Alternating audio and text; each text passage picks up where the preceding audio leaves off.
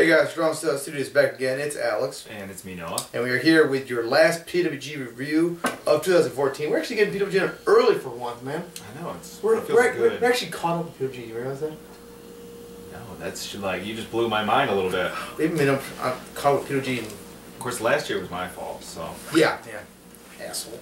Anyway, we're here with Black Coal Sun, which is the greatest name for a show ever. Love that shit name. This show is pretty damn awesome. Very kind of back to almost like the formulaic PWG show, which was a good thing. Yeah, this was good, top to bottom. Yeah. All right. Well, jump right in. We started things off with the African American Wolves, Rich Swann, ACH, and AR Fox taking on the best friends and casual acquaintance of Johnny Gargano, Chuck Taylor, and Bobby Fish. I believe that was the name. I think so. That sounds close enough. This was your typical PWG opener. I mean, they racked in a lot of comedy. ACH wearing the Santa Claus hat and the ho-ho ACH chant going on. That was great. The crowd was a big part of that. Yeah. This match with throwing the hat back to ACH. Chuck Taylor throwing the hat out of the ring and then the crowd throwing it back to ACH. Chuck Taylor was on point in this match, man. He was just... It seems like he just keeps getting better. Oh, man. The more I see him, the more I'm enjoying him. The best part of this match, which just had us in tears, was like he's like, but the close on ACH just goes, murder! and Excalibur on Guardian, Chuck Taylor calling for murder. It's like fucking die. Oh man, this is a really fun match. I mean, everyone got their shit in, and just this was everyone having fun. Only sucky part was like the ending just came out of nowhere, just like out of just like wait, that's it, and really a bummer. And I think it was just about to hit the like crazy spot fest, which I love about PWG matches. And right there, you expect like a big combination finish in these kind of matches, and it just lacked. Finish. Bummer, but all in all, good. I give it 3 stars. I give it 3 stars also. All right. Next up, we had Adam Cole, baby, taking on Cedric Alexander. A very fun match. I think a first-time matchup, maybe. Probably. Adam Cole with the best fucking intro ever, where like he had Excalibur like read the card I gave you, and like you know Adam Cole who will be victorious tonight over ACH. And it's clearly Cedric Alexander, and like this that is racist, and like Excalibur on the like in case of that is racist shit. Adam Cole says to suck his dick, and like Chuck Taylor like it's on the card. It's actually, or like it was Joey Ryan like it's actually on the card. Like that's fucking brilliant, man. Yeah. And it made me think like it's like man, Adam Cole's actually a really great heel. Why isn't he do this shit in ROH? You know? Right. I mean I understand he's got to tone it back a little in ROH. Right, but like something like that would be funny as hell. I think he's toned down too much. Absolutely, yeah, I think so. And like I think ROH in general just kind of like toned everyone down a little bit, and it's really hurt. I think more. Yeah, nobody really stands out in ROH. You know. Yeah, that's an issue. Anyway, good match. I mean, they were having some fun. And then Cedric was looking good. I mean, he had a lot of great spots here, and they worked very nicely. Had some good chemistry. You had a great point about Cedric Alexander though, which I think you want to talk about. Yeah, I just noticed that like, and I'm not a guy to say this, but I think that he needs to slow down a little bit. You know, not necessarily do less, but do what he's doing in a way that the crowd can actually appreciate. I think there was a moment when he was caught in the figure 4. Yeah. And I'm trying to remember exactly how this was set up earlier. He had like the figure 4 locked in, and like he gets up, he's like muscling up, he spits at Adam Cole, flicks him off, and they're just fighting out of it, and like turns it over like Brett Rebate, all in the span of like 5 seconds. If that. I mean, it was just too quick. Yeah. You know, you couldn't. I wish he would have sat up and really spat in his face and gave Cole a chance to sell that. Yeah. And it was just like spit, finger, roll over. It was too quick, but the thing is, I like what he did. Yeah. I like everything he's doing. It's just, let yourself breathe for a minute and let the crowd be like, okay, this just happened. Because if you are rifling stuff off, people are just going to forget what happened. Right. And it doesn't have the importance. Absolutely. And then Adam Cole wins pretty nicely. Although, still hate the fact that the Panama Sunrise, the Canadian story does, is not the fucking finisher. That's his fucking finisher. That should be the kill move. Right. That's one thing I haven't understood in a while. Like, that is such a devastating looking move. You know, the Canadian Destroyer was a move that like was supposed to be the killer, and I understand like how moves evolve in wrestling, but it looks just like it would kill a man. Yeah. And then he's finishing people with like the Panama Sunrise. Oh yeah, German super. Yeah. Yeah, it's just doesn't really do it for me. What's that move called? The Florida Keys. The Florida Keys, yeah. That's what it is. I give this match like 3 1/4. Good stuff. Great chemistry. I think with more time and like maybe a bigger story, they can do more. Yeah, I gave it 3 1/4 as well. All right. Oh, and Cole actually announced after the match that he needs surgery, and he wrestled this match with an injury. All right, next up we had Trevor Lee taking on Chris Hero. Pretty interesting matchup, I thought. Hero just being a fucking bully with his wrestling skills. I like Hero kind of being the heel, where like he just beats the shit out of everyone. Right, and I like. I mean, he's kind of gotten comfortable with his size, that he plays a guy that is the big guy. You know, he dominates a little bit, which is nice to see. He's just as athletic as ever. Yeah, but. I like the story in this match with, you know, Trevor being the plucky underdog, getting his spots. It really does work for him, and like there's a great. I love the part where he just starts kicking the he's just kicking the shit out of him on the apron, and just doing it over and over again. Like he's like they say like he found something that works and he's gonna stick to it. Yeah, and he comes across as like a, overmatched baby face, but like he doesn't. It doesn't matter to him. Like he's just gonna keep fighting. Yeah, like he does. Yeah. Like he came in overmatched, he knew it, and that's just how he fights. Yeah, I like it. And then the Hero's great too. I mean, like there's like I just love the like when like Trevor would be mounts the coffins, come back and you're just punches stops him in his track. Just flat out punches him in the face. It's awesome. A great spot. Interesting finish though. I mean, like Trevor Lee's getting his spots in, and he goes for looks like a springboard DT off the ropes, but he botches it and then like rolls up Hero for a small package, and 3 and that's it. It's like. We were just like, was that a botch? But like, that can't be the botch. It was the finish. And it's just like, and we're just baffled. It's like that was so weird. Like it worked, but it was just so bizarre. Right. I don't think I've ever seen a finish quite like that. Yeah. But it looked like he recovered from a botch by rolling him up into a beautiful small package. Yeah. It was like, well, that was a good. I liked what I saw. It's a good almost like setup for maybe another. Yeah, and it makes sense. It almost makes like it just plays with the idea that Triple H just gets super fucking lucky. Like he's not like right. It does play up to his character. Yeah, like where he's not the best wrestler. He just is so crafty that he sneaks that roll in up and he wins matches that way. And like maybe it's not the best way to be building up a guy, but it's certainly working because the crowd likes him.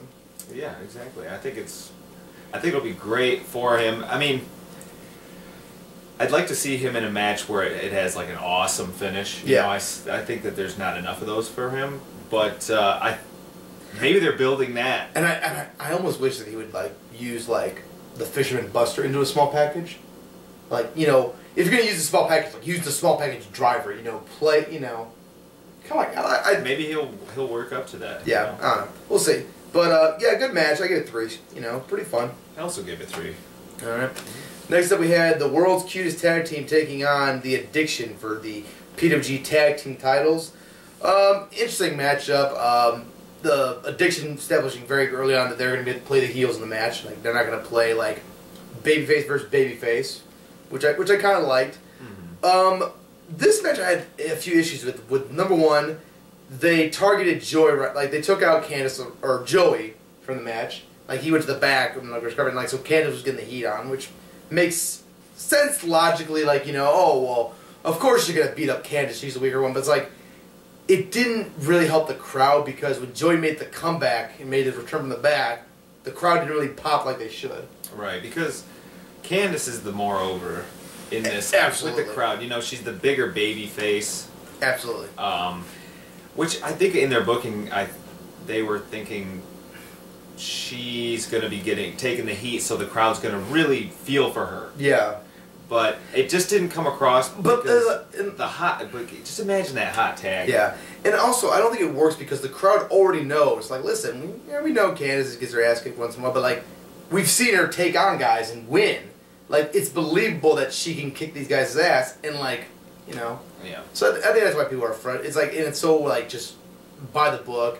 And, I don't know, just something was missing in this match. And, like, I think two things in this match is, like, you had the World Series tag, which I don't think they kind of got, they don't got the they're not as quite as over as they were. Yeah, like, they don't have the staying power. Yeah, it's certainly dying off and they need to get the belts off quick. And also, the Addiction, I just think have floundered in their run on the indies. They're just normal. They just come off as two normal dudes, not like these big television stars. Yeah, they don't stand out. No. You know, they stood out in TNA. They were different. You know, they were funny. They were There's a lot of entertaining. these. You know. There's a lot of those kind of tag teams on the indie circuit that are funny and they're very capable, and they put on better matches. Yeah. Than the Addiction are. So, I think maybe it would be a time for Maybe places to start booking them as more singles. Yeah. And also, the finish just kind of came off very flat. Like it looked like Candice kind of rocked herself when she did a mustache right at the top. Yeah, I And, think she turned the wrong way or something because yeah. she crushed her head. And like I think they kind of called it an audible finish. Good match. I get 2.5. You know, it just no one can quite get the match out of the cutest tag teams like the Bucks could. Let's face it. No, but that's I mean the Bucks. The Bucks are The fucking Bucks are awesome. the The Bucks make everyone look good. Exactly. I gave this 2.25. 2.25 was all right. Okay. Then we had the biggest fucking meatiest Holy four-way shit. in the history of wrestling. Uhaa Nation, Brian Gage, Tommaso Ciampa, and Biff Busick. Holy shit, man. This is an example of four guys going out there and saying, we're going to fucking steal the show and we're gonna go non-stop action all goddamn match. This match was awesome. This match was the fucking like agility and like just like pace of these guys was on point. They did not slow down once during this match, and it was fucking awesome. I mean, they all, every one of them looked like a freaking animal out there. Absolutely. Like, it's one thing to be a big dude throwing people around, but it's another to be a big dude throwing big dudes around and then doing flips. Like, Yeah. It's just mind-blowing to watch these guys work. Absolutely. And even the guys who, like Biff, Busick, and Ciampa, they are not small dudes. No. But they kind of look small in this match. They like Biff Busick was the tiniest guy in this match, and like He's shredded. yeah, I know. Yeah, Uhaa Nation is so fucking ridiculous. Like physics say, Uhaa Nation should not be able to do the shit he does in the ring, but he still does it. Mm-hmm. Like that's I've never seen anybody work like him. yeah. There's a couple good spots.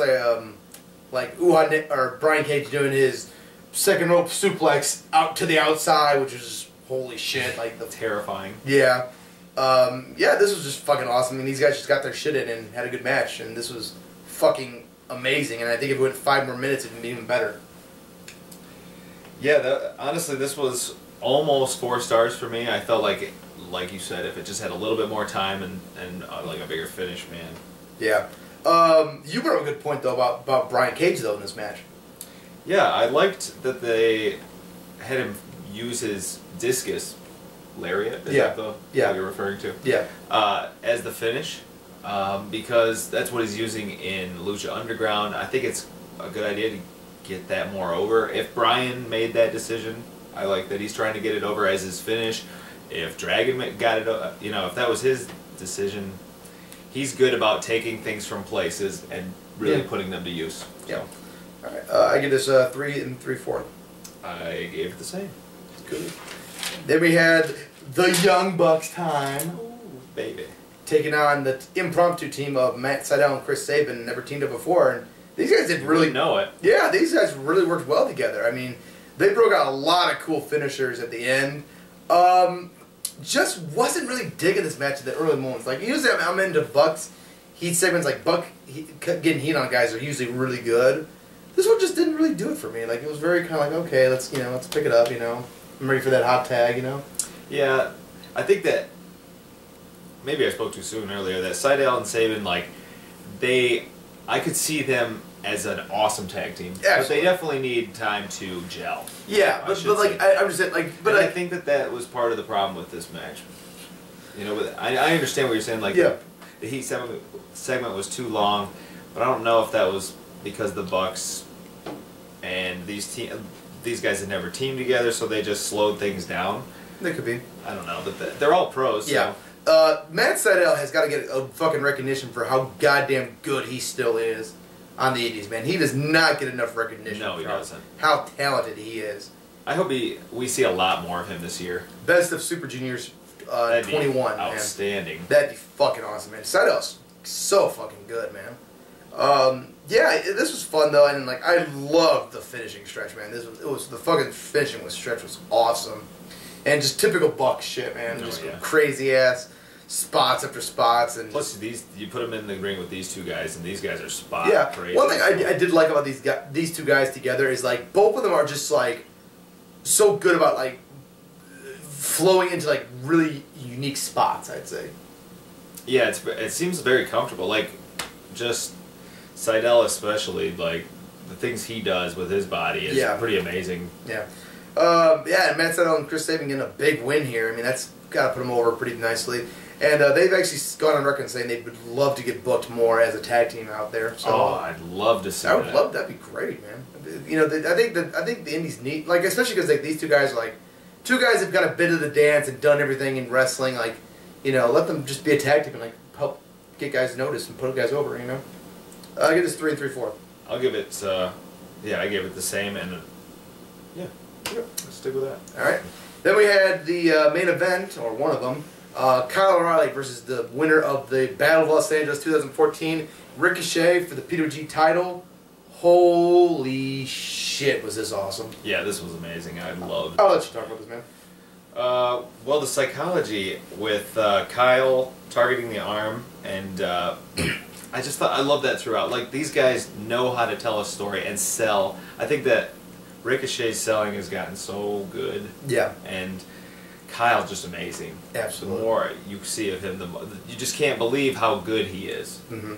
I don't want to give it my rating, but okay, well, bring it down. One thing I loved about this match was like it told a great story of like Kyle the pro versus Ricochet.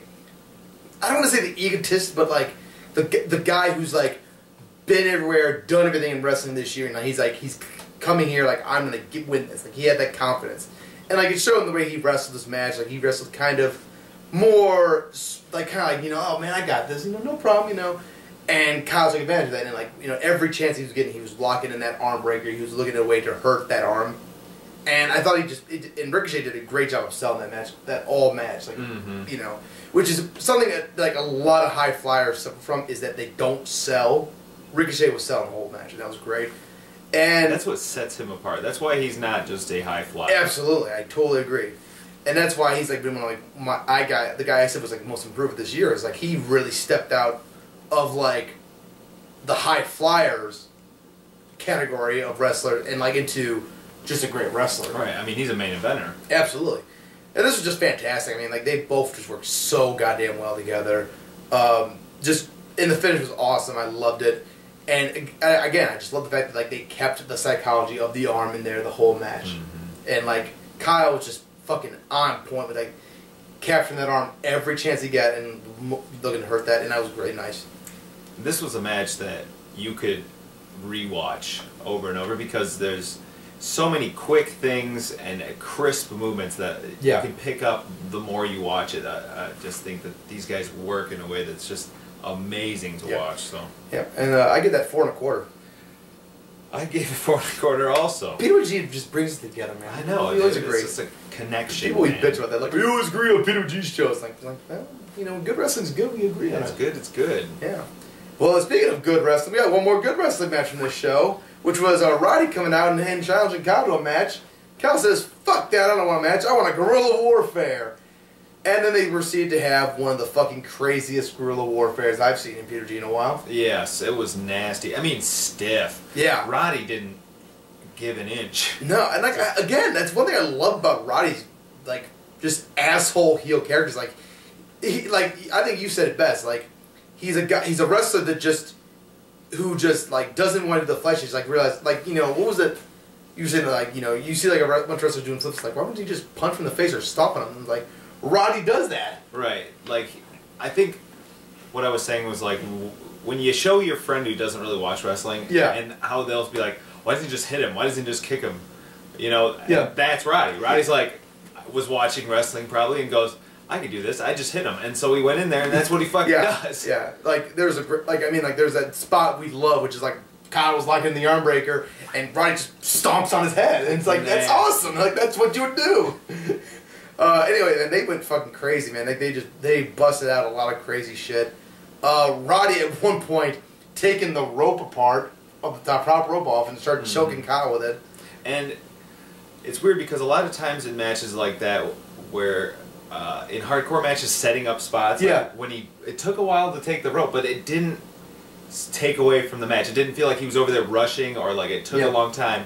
It just kind of went with the pace. Yeah, and there's a great spot like where he's doing it. He walks in the ring, stomps on Kyle for a second, and they're trying to keep up, you know. Right, but it wasn't like he panicked and ran over there. Like, oh, I got to do something right now. And that's one thing I loved about this match was like they didn't do a lot of super crazy spots, but everything they did was part of like this worked. You know, like it was like every spot they did made sense and like really worked the match. And like they even had a classic Eddie Guerrero Kurt Angle spot where Roddy took his boot off during the match. I was like, oh my god, that's awesome.